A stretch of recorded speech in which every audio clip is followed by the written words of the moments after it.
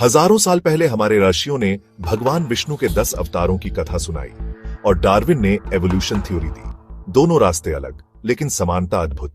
हजारों साल पहले हमारे ऋषियों ने भगवान विष्णु के 10 अवतारों की कथा सुनाई और 19वीं शताब्दी में चार्ल्स डार्विन ने एवोल्यूशन थ्योरी दी। दोनों रास्ते अलग थे, एक धार्मिक, दूसरा वैज्ञानिक, लेकिन अगर ध्यान से देखें तो दोनों में अद्भुत समानता मिलती है। पहला अवतार है मत्स्य मछली। विज्ञान भी कहता है कि जीवन की उत्पत्ति समुद्र में हुई। सबसे पहले सूक्ष्म जीव, फिर मछलियां, यानी कथा और विज्ञान, दोनों की शुरुआत जल से। दूसरा अवतार है कूर्म कछुआ। कछुआ पानी और जमीन दोनों पर रहता है। डार्विन की एवोल्यूशन बताती है कि कुछ जीव जल से बाहर निकले और एम्फिबियंस बने, यानी कथा का कूर्म और विज्ञान का एम्फिबियन दोनों एक ही चरण दिखाते हैं। तीसरा अवतार है वराह, जंगली सुअर। यह धरती पर रहने वाले स्थलीय जीवों का प्रतीक है। विज्ञान भी बताता है कि एम्फिबियंस के बाद मैमल्स का विकास हुआ और उन्होंने जमीन पर राज किया।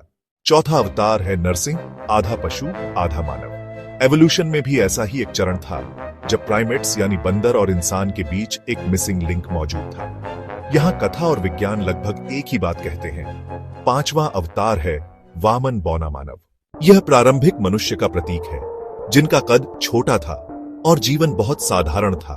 एंथ्रोपोलॉजी भी बताती है कि प्रारंभिक मानव जातियों का शरीर छोटा और कमजोर था। छठा अवतार है परशुराम, हाथ में फरसा लिए हुए।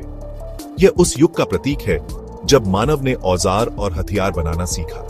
स्टोन एज से लेकर आयरन एज तक यही विकास हमें सभ्यता की ओर ले गया। सातवां अवतार है राम, आदर्श पुत्र, आदर्श राजा। यह उस दौर का संकेत है जब मानव ने समाज और राज्य की संरचना की, धर्म, नीति और न्याय की नींव रखी। एवोल्यूशन में यह चरण है सोशल मैन, सभ्य समाज का विकास। आठवां अवतार है कृष्ण, प्रेम, कूटनीति और दर्शन के प्रतीक। यह उस युग का संकेत है जब मानव ने संगीत, कला, साहित्य और राजनीति की जटिलताओं को समझा। समाज और संस्कृति उच्च स्तर पर पहुंची। नवां अवतार है बुद्ध। यह करुणा, दया और ज्ञान का प्रतीक है।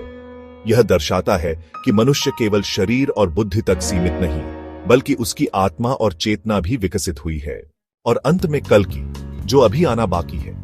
यह भविष्य का आदर्श मानव है, जो और अधिक बुद्धिमान, अधिक विकसित और शायद आज के इंसान से भी आगे होगा।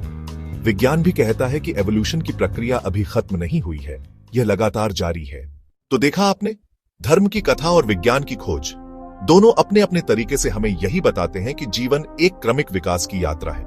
दशावतार और एवोल्यूशन थ्योरी दो रास्ते, लेकिन मंजिल एक ही, मानव का विकास और चेतना का उत्थान।